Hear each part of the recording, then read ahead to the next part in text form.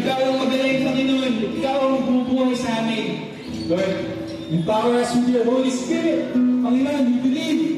Lord, pinanalo mo na. Lord, one, our Christian life programs, our evangelizations, Panginoon.